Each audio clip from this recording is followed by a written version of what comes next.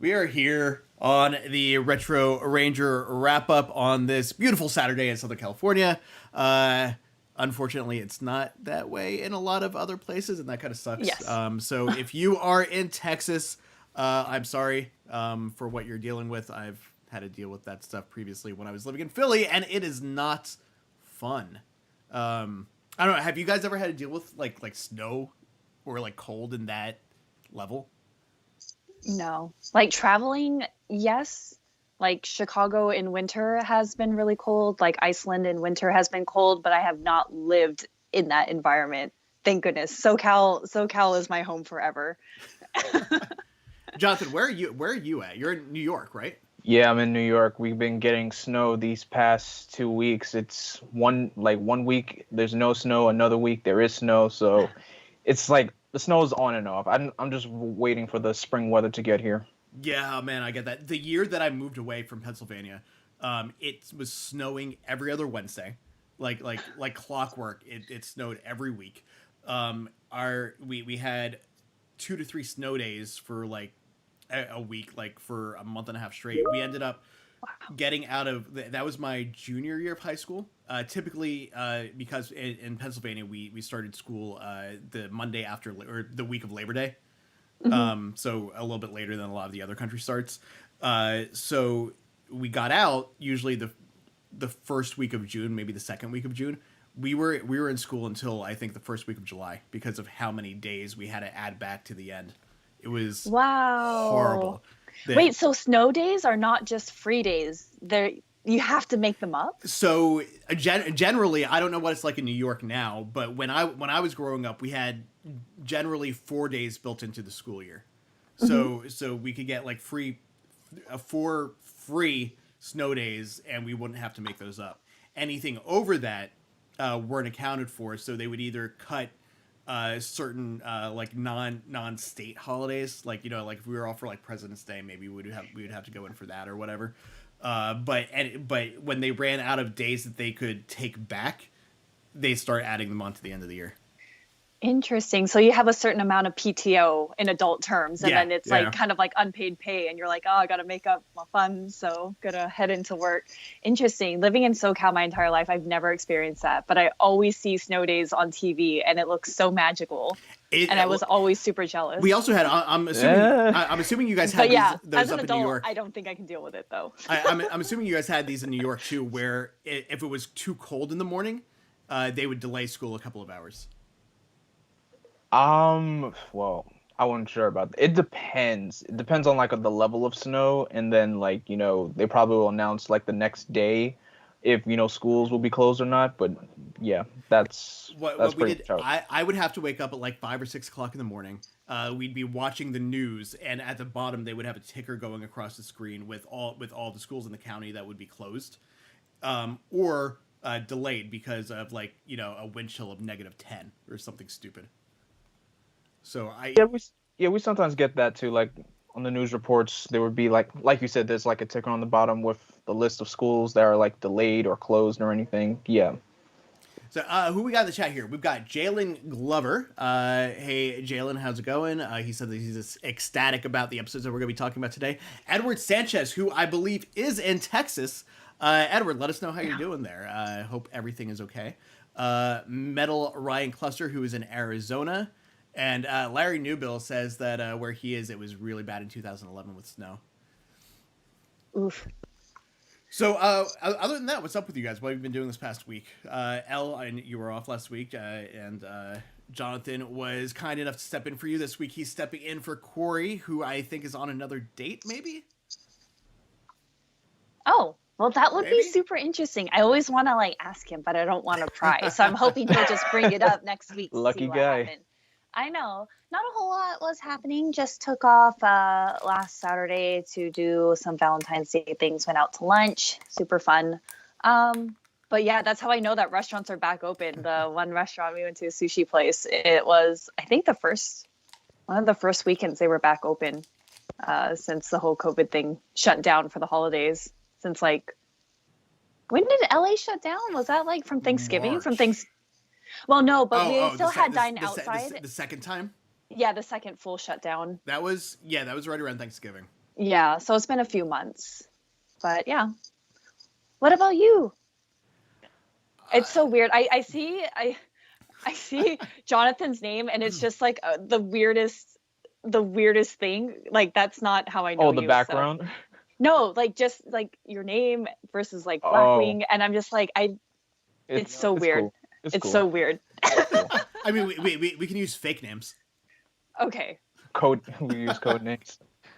I'm playing Animal Crossing, and actually my nickname in Animal Crossing that my villagers decided to call me, they call me L Beans. And I was like, hey, that actually kind of fits. Yeah, I like that. I like that's being called L Beans. That's a super random coincidence.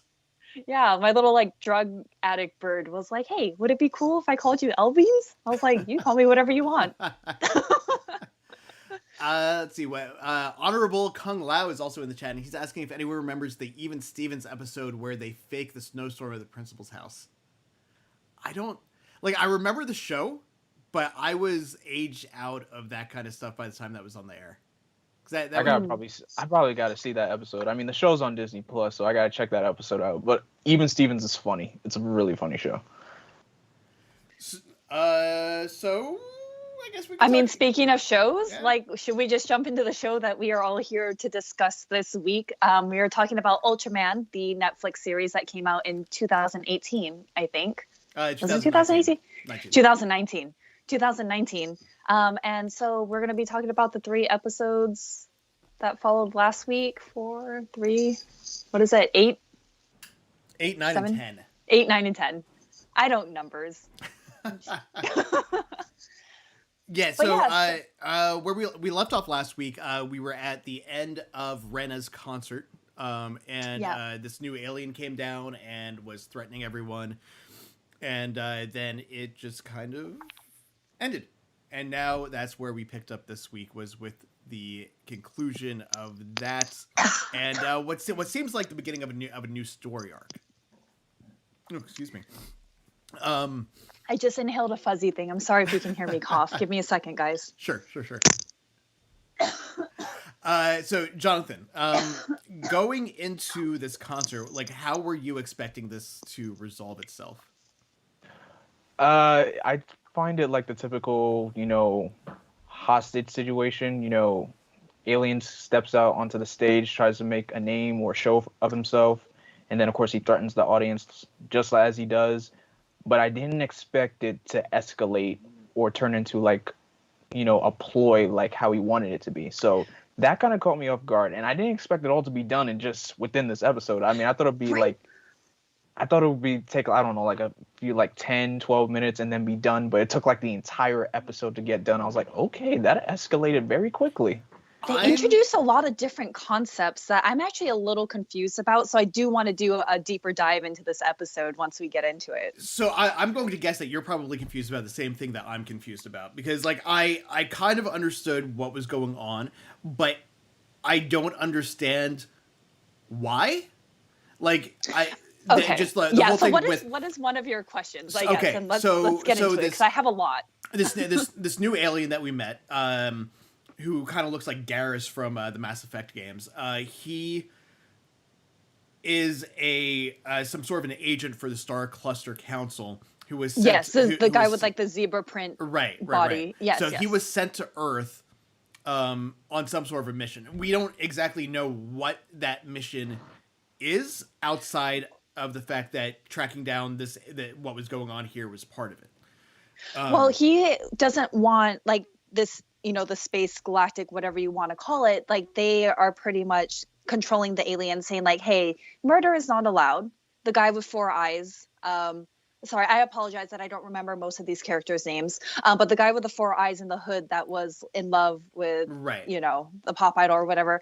He was a prince he's the last standing prince of his kind. And he was using his personal assassins to go and murder these people that were talking poorly about Dana, right? Yeah. That's why his main objective trolls was to get rid of him. He was like, hey, you can't be out here just killing all these people. Maybe it wasn't him, but it all stemmed from him. So once that guy killed the 4 eyes guy, he was like, my job here is done. But the questions start to come in is like, why did he stage the whole bombs in the audience? Like, is he in cahoots with Belmar? Like, did he send him here? Why is he not chasing Belmar? Because obviously Belmar, like, that's his name, right? Our main Bemular. Bemular. I can never Bemular. remember his name. I'm just like, I always Bemular, I just whatever. Call him evil. I just call him Evil Ultra. That's what I call Yeah, him. the evil Ultra. So, like, he killed the plane of people that they covered up first as a terrorist attack and then as an accident. Why is no one going after our big bad? And are they in cahoots? Like, it actually opened a lot more questions than I think solved in that episode. So that's one of my big questions is why was this the only alien that the dude from the Star Cluster was going after? Like, what about all these other aliens that Ultraman and Ultra 7 were fighting? Why doesn't like he the care vampire guy Yeah. that was sticking his like pieces down other people's throat? Like, Why- why wasn't he going after that? Dude? Why That killed a lot of was humans. this the only one that he cared about? Like, what was so special about what was going on here that it required him to step in? Yeah, that's a major question I have as well, actually. And like, how does he know the evil Ultra? Because in the subsequent episodes, we see them talking. You know, don't want to like get into it too early, but even at the end of this episode, or before the end of this episode, when Bemular comes down, he doesn't attack the guy from the Star Cluster Council. He just kind of like hangs out there, and then he cuts down the roof for whatever reason. Yeah. And then he's like, "All right, before I go, you should listen to what this guy has to say. Peace out." Like that just completely confused me because I didn't understand what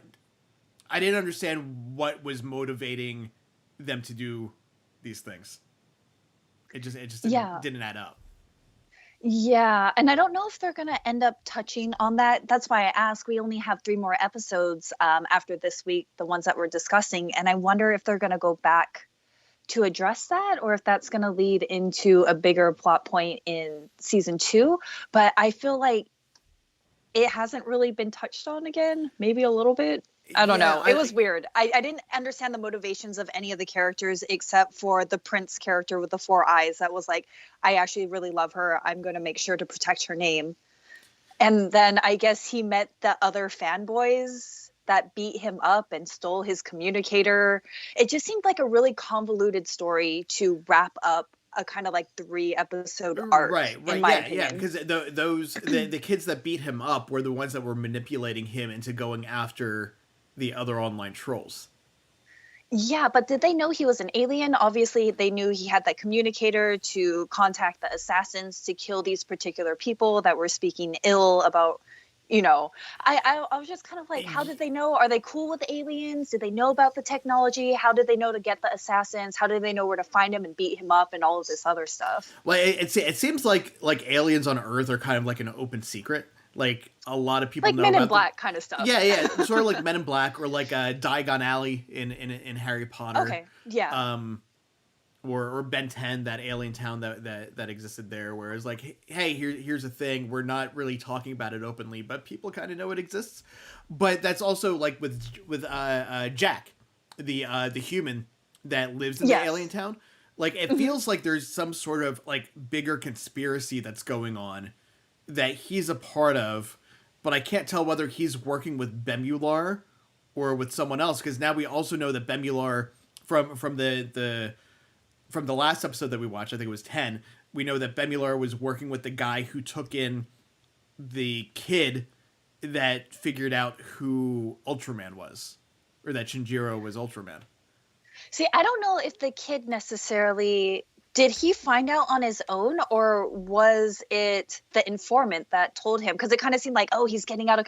We're jumping into like the second episode of today's discussion. Let's just get into it because we have a lot of questions to talk about. But yeah, we see the kid researching and he's going through the police, the video of the airplane blowing up. Right. And he's like, oh man, it's the evil Ultra guy. Don't really know what's going on. But it kind of seemed like to me... Was his name Jack? His name's Jack, right? Jack was the big human guy. Yeah. So the blonde hair Jack guy was just kind of like, he's getting out of control. I thought he recruited this kid to do some sort of like double agent infiltration kind of thing. Let's say, like, I can't figure out who he's talking to on the other end of the communicator. My guess when with him talking to the other guy on the communicator, because I feel like he's talking to that alien shop owner that's kind of like his guardian. I think that's my Now guess, that but it could be someone Okay. and totally that's different. that's a different guy than the one who was making his suit, right?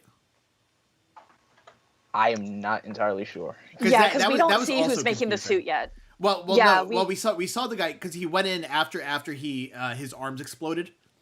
He brought the Yeah. suit back to he brought the suit to some guy who was like, here, fix this, and they were going off, and he's like, well, this is my money that I'm using to pay for this, so I can do whatever I want with it. I mean, technically, it's not his money; it's the money he stole from all these other, criminals.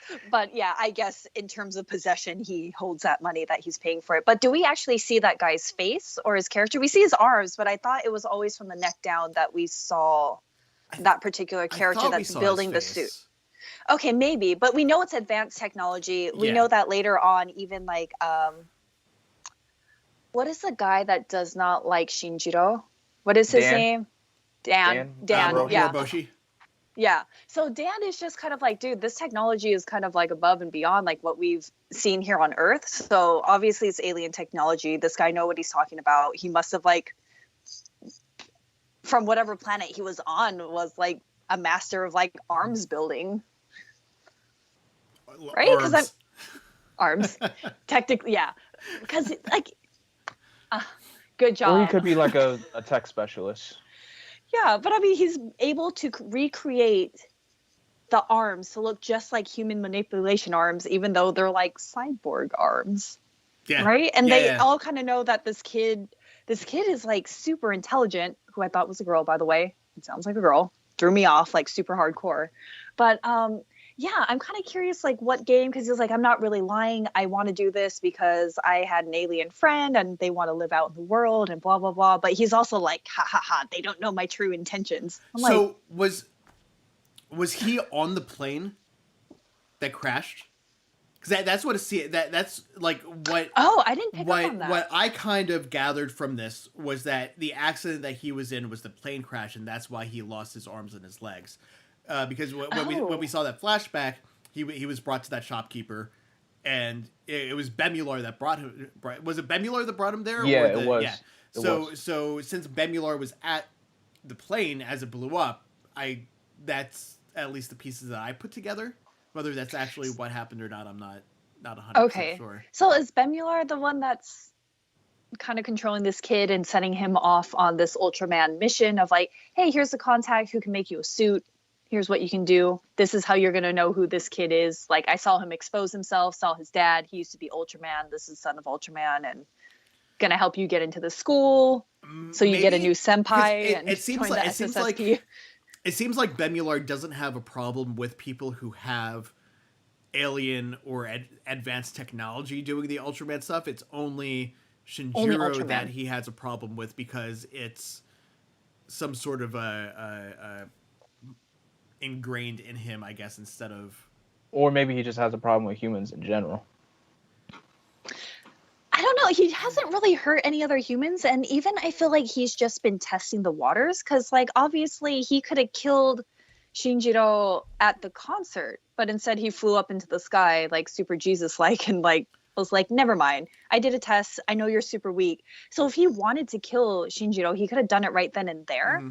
But maybe is he waiting for him to become the Ultraman? Like, he just found out his flying abilities. What other abilities does he have, and can he inherit? And then maybe, like, does he not want to get arrested by the Zebra Man? Yeah, you might be onto something about that, because there are some moments where where characters kind of like test the waters with the main protagonist to see if like they're worthy of holding up the mantle of whatever superhero title that they have. Mm-hmm. So I guess he has his own agenda. He's testing the waters, putting the pieces together until like probably when we get to these final 3 episodes next week, we'll come together and like he'll probably reveal his true alternative or something else. Okay. The other thing is, like, he said, like, as he flew away from the concert, he said, I think it was him, Bemular, who said something like, you don't know what this war is that you're getting into, or you don't know what you're getting involved with. So it feels like there's something else going on out in the universe that Earth is now kind of getting stuck into the middle with because the Science Patrol is putting Ultraman out there. But that hasn't been explained yet. So I'm assuming those last 3 episodes that we get to next week will explain all of what's going on. But at right now, it's all sort of confusing. Like not necessarily in a bad way, just it's kind of hard to put. To actually figure out where everything is going. They do bring up some interesting themes that I think is kind of what I guess, especially just I finished Trigun, and that whole concept of like, is killing a necessary step in certain circumstances, and you see Shinijiro kind of going back and forth with it. Like in the beginning when Bemular or whatever is attacking his father, he was like, I'm going to murder that guy. Like, he doesn't just get to attack my father. I'm going to murder him. But on the second guy, where he's like, where Dan was like, hey, you need to go into the warehouse. You're going to kill that alien. He was like, I don't have anything against the alien. Like, I don't know if I want to kill him. But after he saw him, like, sucking the life force out of everyone, he was like, all right, maybe I should murder him. But I like his kind of back and forth on morality and what is life and all of that, and I hope that gets developed a little bit more too. And I wonder if that's eventually going to play a part with I'm guessing there's a big battle with Bemular coming up. I don't know. I would assume the same thing, because like that because that's another thing with Moriboshi or Dan. There's that scene where they're in the locker room. I think it was the locker room. And that part was super funny, where he was just like, oh man, you were super happy, now you're super sad. Aren't you hella tired from all these like emotional changes? There's that, and then they start talking about Shinijiro was talking again about how he doesn't think that they should be out there just killing people or killing the aliens just to kill them to get them out of the way. Yeah. And Dan says something about him being naive. In the way he looks at the world, and he's like that's what I like. But it's weird because he's like, I like you, but you're naive, and I really hate that about you. So like even like Dan is now getting like different levels of like they're building his character up too. Like before, it seemed like he was just kind of like this heartless guy who was like, this is my job, this is what I have to do. I'm going to separate my emotional attachment to whatever and what I think, because this is the job that needs to get done. But now he's becoming a little bit more complex of a person.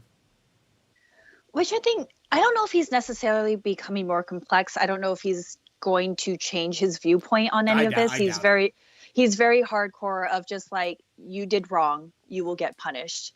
Versus Shinijiro has a more fluid concept of what is ethical and what is moral.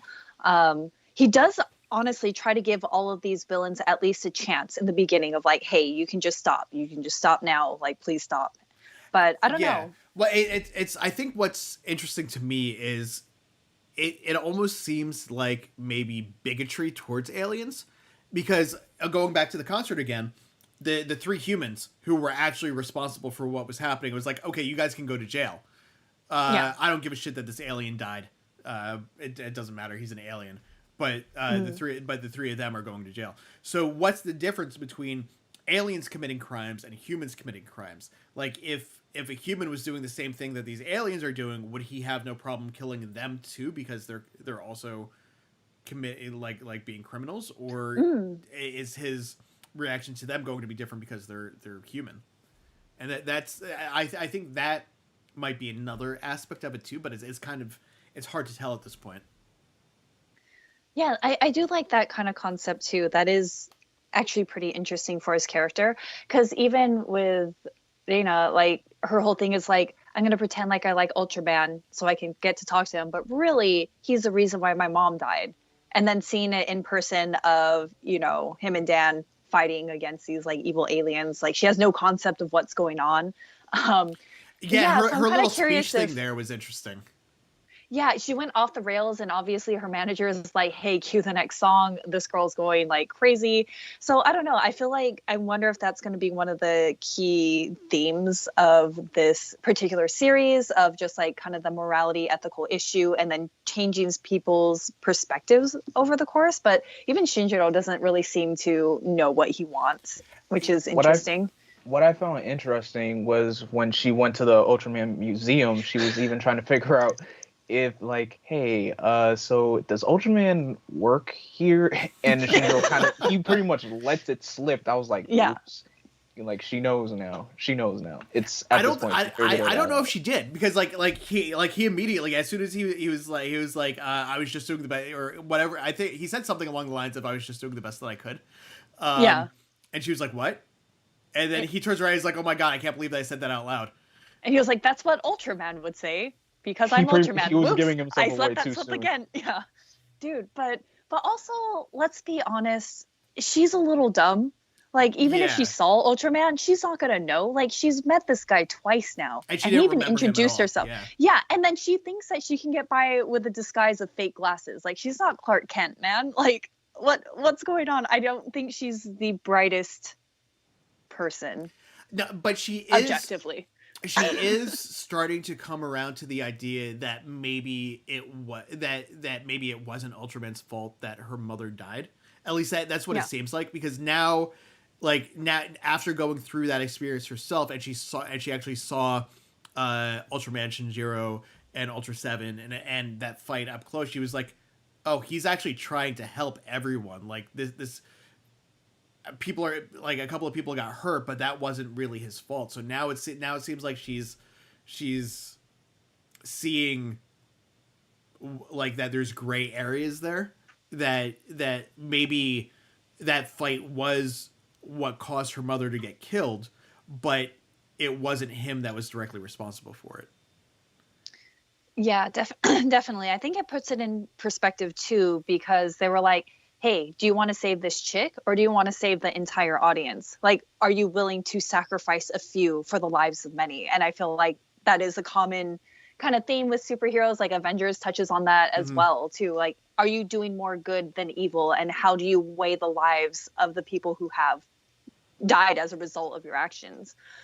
So I hope it does dive deeper into those kind of complex themes. Yeah, I mean, we'll see. Sometimes anime drops off at the end, you know, like they develop these kind of concepts that are really good, and then it's like super ambiguous how they wrap everything up. Or sometimes they just drag it out for so long you never know when it's gonna end. Yeah, and I mean that's interesting too, because like we've seen that conundrum before in Power Rangers. We've seen that in Spider-Man, where he had to choose between MJ and everyone else on the bridge.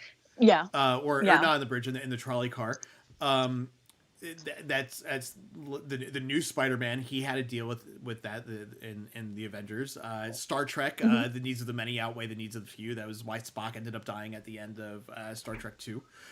So that's a very common theme in like these sci-fi shows, is both with great power comes great responsibility, and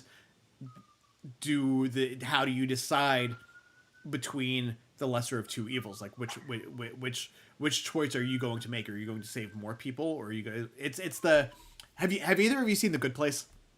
No, I haven't. So I don't want to spoil it for you, just in case you end up watching it, or for anyone else who hasn't seen it, because it is an amazingly good show. Like they chew through a lot of story within just like these short half-hour episodes, but they do it in such a good way. But they bring up a philosophical debate, which is the trolley car. I don't remember exactly what it's called, but it's a trolley car problem. You're on a trolley or a train that's heading down a track. On the track that you're currently on, there's a baby that's lying on the tracks. On the track that you can turn the train off of, there's 5 people standing there, and you can't move either one of them. So you're either kill the baby, you direct, or you kill the 5 people. Do you do nothing and you let the world and the universe take it on, or do you take responsibility and make a decision for either the group of people or the baby? Right. And I'm just kind of curious, because I mean, there is no right or wrong answer. It's a question that's used to just provoke, thought and discussion. Do you guys have an opinion on what you would do personally? And then my second follow-up is, do you think we know enough about Shinjiro to know what he would decide in an Ultraman situation like this? Your personal, and then in context of this show. For me, That is way too tough. I would be freaking out if I was in that kind of situation. I mean, I definitely want. I mean, I don't want that baby to die. That baby has his whole life ahead of him. Because, Right? I mean, yeah, 5 people are gonna die, but still, that's still, that's still 5 people on my conscience. That's 5 people on my conscience already. So it's a hard, tough situation to put yourself in because there's gonna be consequences on both ends of the coin. So it's a double-edged sword. However you try to slice it, it's whatever path you choose, you're gonna end up with a consequence. Yeah. And do you think we know enough about Shinjiro based off of his experience at the concert? Do you think we know enough about him where his morality might skew towards, or how you think he would possibly react, especially as Ultraman, where it's like they are going to push him into these situations more and more, I'm assuming. Mhm. So I wonder for him as a character, like he just raised the roof and was like, I'm gonna save ya all. Like you can't always do that, you know? Oh, Well, one second, I'm gonna interrupt here. Sure. Larry Newbill just gave us a $5 super chat showing love for my Illuminerdi fam. Thank you, Larry. We appreciate it. Yeah, going back to the concert situation, because it was a It was very a cop-out. interesting. Yeah, it was really quite a cop out of how Shinjiro handled the situation because the alien had these orbs above the audience heads. He said like if one person tries to leave, all these things are gonna blow. Yeah. And of course, if he didn't save the people, the roof was gonna fall on top of him. So it was just Yeah. like, it was very hard. It was because I didn't know the orbs were basically like just Yeah, confetti. nobody knew. You I didn't know had that to was fluff. assume that there were bombs. He had the one, he showed what it did, and you have to assume at that point that the rest of them are bombs. Yeah, because sometimes you never know when the enemy could be bluffing or not because it's a serious situation. So Yeah. I think he did the right thing with having to just hold the roof up for that long period of time because I didn't think he was going to be able to manage that long, but apparently he did. What about you, Josh? Do you have any Um, opinions on that thought problem? You're the one that actually brought it up, so I'm kind of curious how you think about it. I honestly don't know. Like that would be for me in that situation, it would be a last minute decision, and I would probably have a nervous breakdown over trying to choose which one, if anything. I do not have the mental capacity to be able to handle that kind of a thing. Yeah. Whereas in the concert, and like this is obviously the superhero idea is I'm going to do what I have to do to try and save both. I'm going to figure out a way around this so that neither the baby dies or the 5 people. And that's essentially what Shinjiro tried to do is he flew up, he used all the power that he could muster to fly up and push the roof off and then blast it. I'm assuming, hoping that he would then be able to speed down to the stage and grab Rena before she was killed. And that doesn't always lead to good things, as we saw with Spider-Man. With the Andrew Garfield Spider-Man, and Gwen, and Gwen ended up dying. It worked out for the Tobey Maguire Spider-Man. He was able to save both MJ and the trolley car, but it doesn't always work out that way. I would like to think that I probably would have tried to sacrifice myself in order to save probably the baby. No, then you die and the baby dies, yeah, and probably all the 5 people die because that's for no reason. I'm not I don't have that kind of strength. So yeah, everyone would have died. Like chances are, what would have happened is everyone would have died because I would have tried to jump over the trolley car, save the baby, but in doing so, the people that were left on the train would have tried to divert it to avoid hitting me and the person, but instead the train would have been going too fast as it tried to go around the curve, and it would have flipped over on its side, taken me and the baby out, and then slid into the 5 people that were on the track. Wow, that got dark. Way to think of like the worst possible situation in that case. That's my life. That's generally what happens. Yeah, I mean, that's hard. I don't have an answer either. Like, whatever decision I chose, or even the inability to decide in that moment, a lifetime of therapy would not be able to make myself whole again after an experience like that. But I think just to kind of tie it back into the show, I thought it was interesting that the dad, Hayata Sr. or whatever, like told him, it was like, I never wanted you to bear this burden, but I would want you to be Ultraman. And I think he knows that his son kind of has this moral dilemma where he cares about everyone. He does want to save everyone, even the aliens he's never met, even the ones that he knows have killed people. His goal is to ultimately try to save everyone. Versus when we see Dan, he's actually toying with the aliens. Like, I'm going to cut off your arm. I'm going to mock you. I'm going to be cruel about it. Versus Shinjiro kind of accepts in a moment of like, this is what I need to do for the greater good, but I'm not going to relish in the fact that I murdered somebody. I will still feel guilty about it. I would have still wanted to save them. So I think that father and son, that really short conversation kind of like was super impactful. And I hope that does lead Shinjiro down a path of like, I will be Ultraman. I will claim Ultraman as I will be the hero that Earth needs me to be for however long they need me to be it. So hopefully we'll see. Really quick, I'm going to jump back over to the chat here. Yeah. Larry Newbill gave us another $5 super chat. Thank you, Larry. He says, "Hey, Elle, when..." I don't know that we want an answer to this now. He says, "Hey, Elle, when are we going to go wall climbing?" I don't know. The gyms in my area have not reopened, and my fingers have went back to limp sausages. So it'll probably be at least another 6 years before I'm able to climb again. But hopefully after the pandemic is done, I would love to get back into rock climbing and all of that. Thanks so much, Larry. I tried rock climbing a couple of times. We had a rock wall at the gym at the college that I went to in Florida. And I tried it a couple of times. It was not easy. It's hard because you don't use your fingers to grip, and your forearms are weak unless, you're doing that all the time, like, or playing tennis. But it's hard. Forearm strength is probably one of the hardest things I feel like to develop in your body. It's interesting too, because like I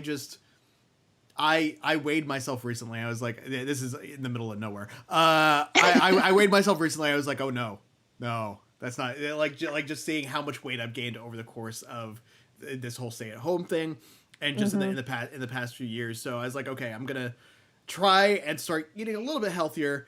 And I used to do like push-ups every night before I went to bed, like when I was working on a regular basis. Like I'd got to the point where I was able to do 150 to 200 push-ups fairly easily. Last week I started doing them again before I went to bed, and I was able to do 10. Man, too bad we just can't have Ultraman powers and know how to like fight without any training. Just seeing your dad get beat up, and like you're like, yes, I am Ultraman. I will fight and kick everyone's butt. Right. I kind of want like my limit with push-ups. I just stick with 100. I just stick with 100. I mean, you got to do it like One Punch Man. Like you just got to do some push-ups, and you're gonna be like the best superhero ever. I was thinking of doing that workout. I was like, you know what?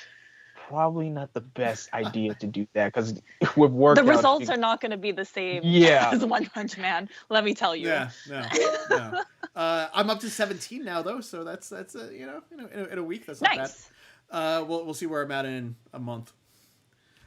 Go back in the chat. Donnie Pearson says, speaking about Star Trek, I brought that up earlier. I am working on my recreation of Dennis McCarthy's unused Next Generation theme. The one that got replaced with the Jerry Goldsmith motion picture theme that you guys probably all know, because it's the beginning of every Star Trek episode now. Larry Newbill says that he's never tried rock climbing before, but he wants to try it out. And the Honorable Kung Lao says that it is time to do that One Punch Man routine. We'll see. I mean, I've got the hair already. That's. You would have to shave off everything, though. You would look like a brand new baby, Josh. No. Although I did trim up a little bit before today's show, just because I looked in the mirror. I was like, oh, there's a lot of gray there. So I was like, I need to get rid of that. So a complete shave might be coming close. Oh man, can't wait to see that. What other episodes? So the second just trying to like circle back and see, is there anything that we haven't discussed, like questions, comments, confessions about the show? Well, the third episode left us off with the freshman that had figured out who Shinijiro was, and had his own Ultraman suit built. He is essentially Iron Man. Yeah, like he doesn't have the powers, but he just had the money to make his own suit to try to protect people, and like I'm kind of interested in that dynamic. Yeah, of how this is gonna pan out. We ended with him talking on the phone with whoever his contact is, being like, "Yeah, I'm not gonna let them use me as bait." They, Yeah.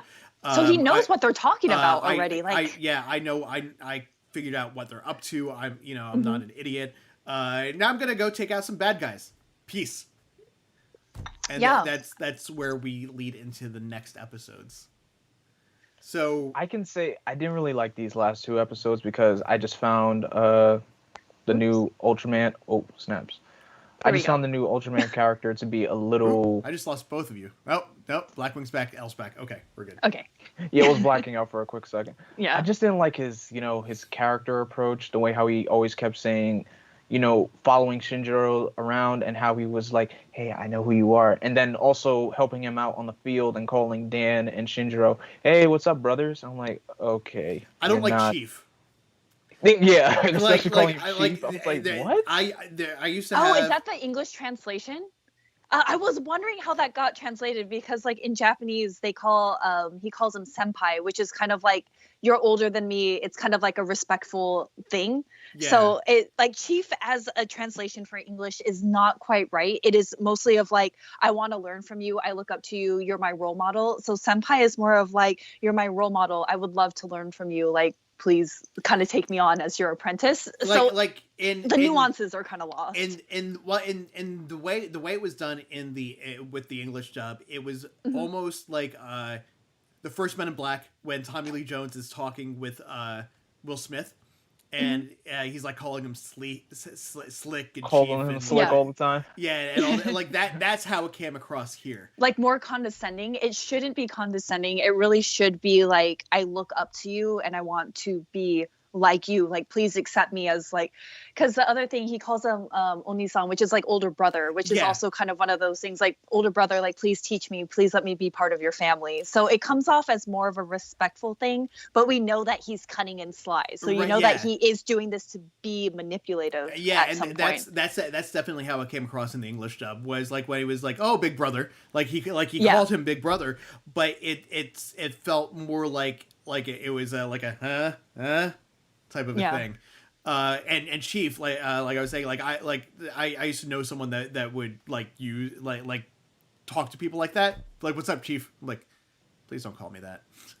it's just it's like a weird, awkward kind of. yeah. Like I don't know why it bugs me. It just does. The actual reason why he calls them, well, I guess for you, Elle, why he calls Dan and Shinijiro, brother, is because the suit that it's inspired of, Ultraman Ace, I believe, I could be wrong. The reason is because in the original franchise, all the majority of like the older Ultraman, they're all related to each other. So like they're all big, like one big family. So I guess they were kind of using that as like a nod to the old school Ultraman shows. That kind of makes sense then. Yeah, I like that. I like that kind of little Easter egg in there. Yeah. Like what was that cartoon? There was an 80s cartoon that was sort of like that. Bionic 6. Where like the entire family was in some kind of an accident, and the father was like a robotics engineer and gave them all like different bionic abilities to rebuild them. Oh. And then they became superheroes. Okay, this one is not as quite as a literal family affair, but I do kind of get that, where it's just like your suit came first, so older brother, younger brother, kind of get it. But I mean, we can't comment a whole lot about the last 2 episodes. We don't know where it's going. We can just speculate at this point. But do you guys have any predictions about our newest Ultra baby, or how the show is going to go as we get to the finale next week? I know he's definitely going to continue to try to be a pain in the neck. Yeah. I feel like something is definitely going to get revealed in like these last bit of 3 episodes, and hopefully, Evil Ultra, his plan is going to probably come full circle, and that's. I've been enjoying the show. It's my first time watching it, so I'm looking forward to however the show ends. Same.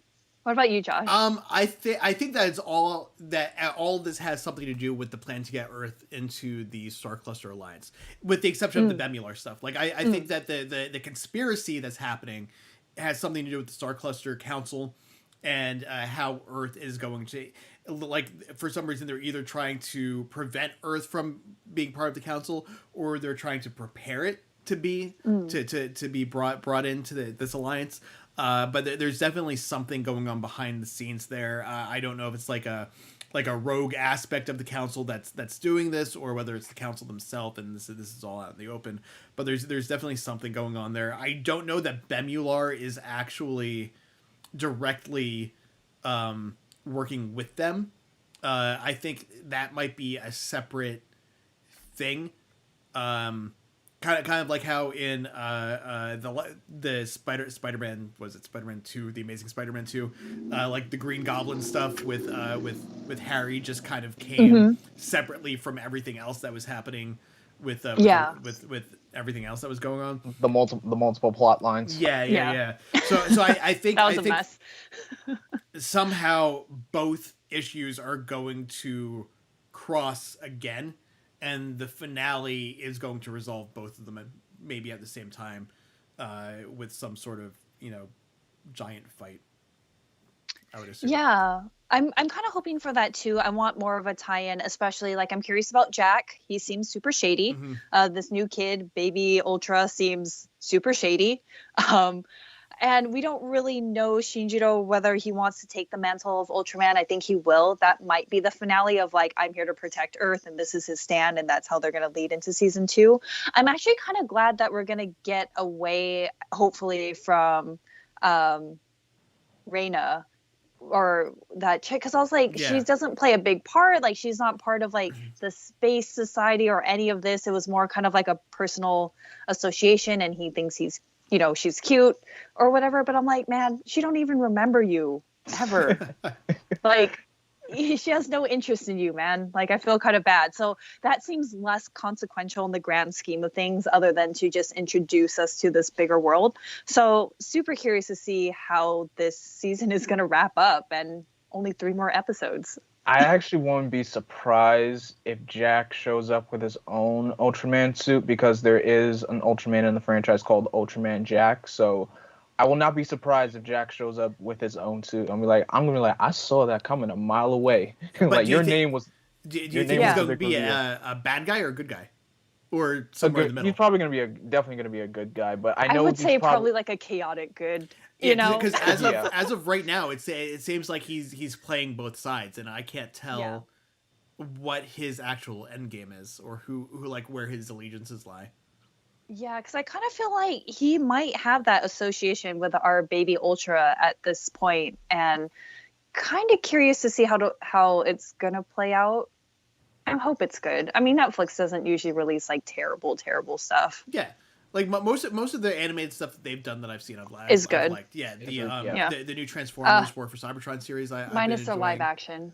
The live action stuff. Live action stuff is kind of. But I mean, Umbrella Academy has been really fun. Yeah, that is actually Lost really in good. Space has been really good. It only lasted 3 seasons, but Travelers was pretty fun. Lock and Key, I really enjoyed. Oh, I didn't get into that one. There was this mini series on Netflix. It was like a series of shorts. I forgot what it was called. Love, Death, and Robots. There we go. Yes. That was really fun. Yeah, there was a lot of good stuff there. But there's also a lot of Drek. Like a lot of stuff that's just like. I'll keep an eye. But yeah. So I think we've pretty much wrapped up our conversation on these 3 episodes of Ultraman. Next week will be episodes 11, 12, and 13, the last 3 of season 1. We know that there is a season 2 coming at some point. It was supposed to be released sometime in 2021. We don't know whether COVID has pushed that back. Yeah. Or not, but we'll definitely keep an eye out for it, and maybe take a break from whatever we're currently covering when it releases to come back to this, because so far, unless I'm extremely disappointed by the finale, I've been enjoying this series, and Yeah. I'm looking forward to seeing more of it. As far as what's happening next, I think we've decided that we are going to continue with Power Rangers. With is it Lightspeed Rescue? Lightspeed Rescue. They are available through Amazon Prime Video. For sale, it is not part of Amazon Prime. It right now, it looks like each season is about $13 per season, which isn't too bad. So we're gonna go that route. So I know a lot of you guys watching have already seen these, but you can also, I'm sure, find a way to watch them to follow along with us. We'll be going with Amazon since it's going to be the best quality that's out there, And it's legal. So that as a content creator myself, and working not only with the Illuminerdi but with, I've worked on plenty of movies and just TV shows that you guys have seen on television. I can't bring myself to pirate stuff, because I know how I would feel if someone just started stealing all the stuff that I made. Yeah. So, But yeah, we will probably return to that. But tune in next week. We are going to wrap up our conversation about Ultraman, the last 3 episodes of the 2019 series on Netflix. But yeah, what kind of projects, things do you have going on you want to promote? I know Blackwing does. I want to get that plug out there for sure. Yeah, you said that you've got some videos that you're doing, some Twitch stuff. Yeah, I'm almost at Twitch affiliate. I'm at 43 followers right now. I just need to get that, average Twitch viewer up. So yeah, I'm almost there. So just What is your name on Twitch? So if anyone in the chat. Still Okay. Blackwing 2040. Blackwing 20. It's Blackwing Blackwing 2040. 2040 on For enough to everything. remember. Okay. Yeah. I'm working on. I'm still tweaking them. I'm working on name cards, like a Illuminerdi, like a lower third graphics for us. So those by next week, I should have all of those done. Cool. Nice. So everyone will be able to see where you can find us all on the social medias. Elle, what do you have coming up? I know the pandemic has kind of killed like most of your outings and adventures, but I've seen you've done some stuff. Yeah, been going out here and there, not too much. Later today, I'm actually meeting up with Josh. We are going to do some are you? unboxing videos. I sure hope so. You better open the door when I come over. But yeah, if you want to see any of the stuff that we do, any of our unboxings and stuff like that, just make sure to go to theilluminerdi.com. That is where you can catch all of my more recent content and where you can get all kinds of pop culture news. What about you, Josh? Let's see. For me, there is no Star Trek today. Again, we should hopefully be back with that next week with I can't remember the name of the episode now off the top of my head, but I believe it's episode 15 of Star Trek Enterprise.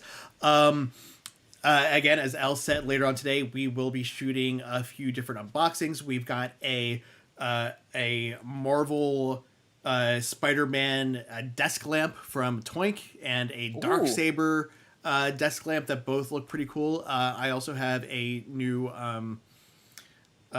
toy device.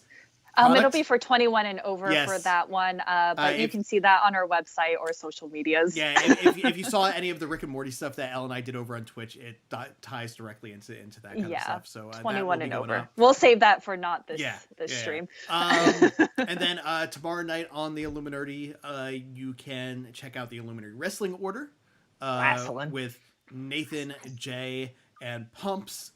And I believe this Thursday night we are starting some Marvel TV watch-alongs. We should be starting at 11:30 Wednesday night before the next episode of WandaVision comes on. We'll be doing like a chat to catch up with where we've been in the season so far. And then we'll stay on the air through the episode airing. We won't be airing. You won't be able to see the video on stream with us because we don't want to get blocked. We don't want to get that copyright strike. But you'll be able to chat with us and talk to us about what's actually happening on screen. And then once the episode is over, we'll pop back over and start chatting about what we just saw. And that should be around 12:30 Pacific time. So for your East Coasters, that's going to be really, really early in the morning. It's going to be like 3:30 a.m. So if you can't stay up, we completely understand. And you can watch the post show later after we're live. But yeah, I think that's it for this week coming up on the Illuminerdi. Again, you can find me on Twitter, where I usually hang out at Vogon Poetry Slam. I am on Instagram as well, though I don't post there nearly as often. Elle, where can we find you? I am LT on Instagram. I have not been active, so you will have a more fun time following the period Illuminerdi. What about you, Blackwing? We already know it's the same, but go ahead and shout it out anyway. You can follow me on Twitter, Instagram, Facebook, YouTube, and Twitch at Blackwing2040. All right. I guess that'll wrap it up. We still don't have a way to exit the show that is cohesive, so we'll see you next week, and we'll do just kind of ramblings until Josh cuts us off. Yeah, I got a call. We are the Illuminerdi. We're always watching. Awkward.